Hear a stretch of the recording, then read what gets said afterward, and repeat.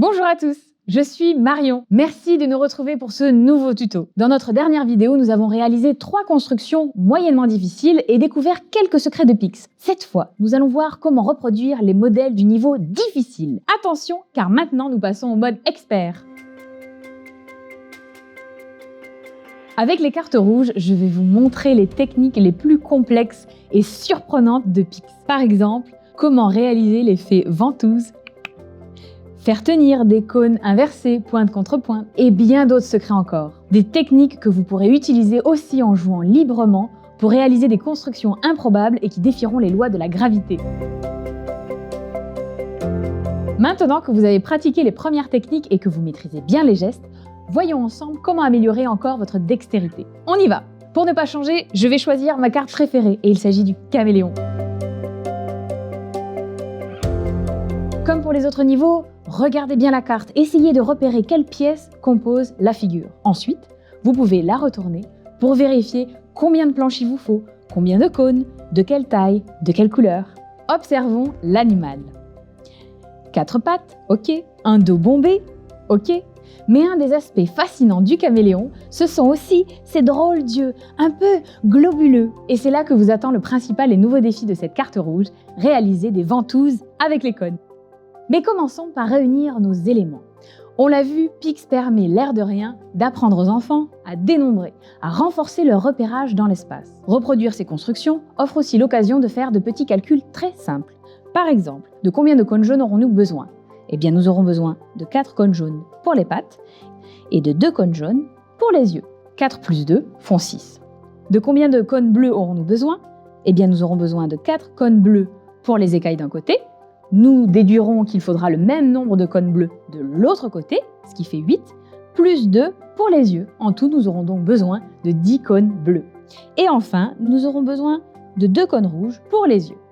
Voyons ensuite ce dont nous aurons besoin en termes de planchettes. Eh bien, nous aurons besoin d'une planche longue pour le corps et ensuite d'une planche plus grande pour le dos. Et voilà, c'est parti! On va commencer par positionner les pieds du caméléon avec nos 4 cônes jaunes. Comme ceci, sur lesquels on va placer la longue planche qui va faire le bas du corps du caméléon. Facile, hein? Mais attendez, ce n'est pas tout. On va continuer avec la grosse planche pour faire le dos du caméléon, qu'on va venir poser sur la tranche comme ceci, c'est ce qu'on a déjà vu dans un tuto précédent. Et petite astuce concernant les écailles, je vous conseille de venir les positionner à droite et à gauche en même temps. De cette façon, il vous sera plus facile de réaliser l'équilibre puisque les cônes sont positionnés de biais, sinon ça serait trop facile.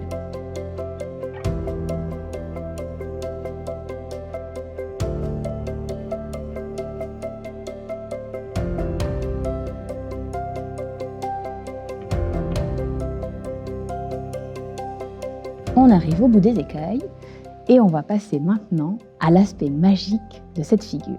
Les cônes peuvent se ventouser ensemble et c'est comme cela que nous allons fabriquer les yeux du caméléon. Vous prenez 2 cônes, un jaune, un bleu par exemple, vous les positionnez l'un contre l'autre, vous pincez légèrement les extrémités pour chasser l'air et faire ainsi un effet ventouse entre les 2 cônes, ce qui fait qu'ils vont pouvoir être complètement liés. Nous allons pouvoir ensuite le positionner dans le cône rouge. Nous avons ainsi notre premier œil que nous allons délicatement poser sur la planche. Nous allons faire pareil pour l'autre œil. Donc je répète, positionner les cônes l'un contre l'autre, pincer légèrement pour chasser l'air et ensuite vérifier que la ventouse tient bien. L'insérer dans le cône rouge et nous avons notre deuxième œil que nous allons positionner délicatement lui aussi. Et voilà! Un beau caméléon avec des yeux bien exorbités comme on les aime.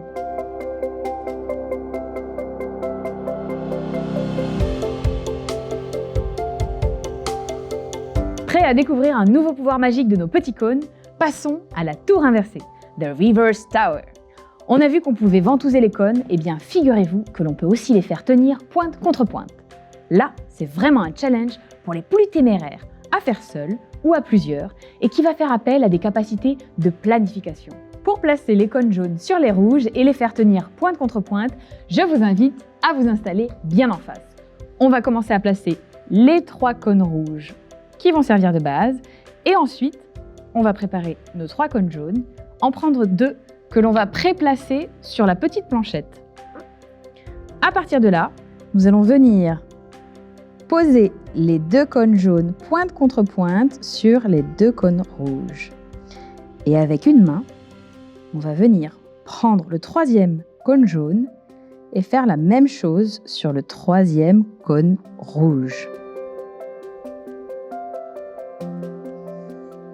Pas évident, hein? Et oui, c'est un défi et ça apprend aussi la persévérance et on est encore plus fier quand finalement on réussit. Une fois ce premier étage monté, on fait de même sur les petits cônes bleus.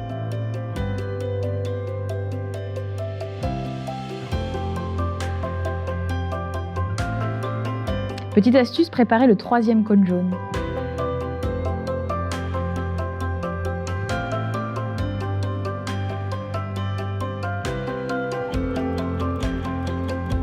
Et voilà, il ne reste plus que le dernier cône rouge à placer au sommet de notre tour inversée.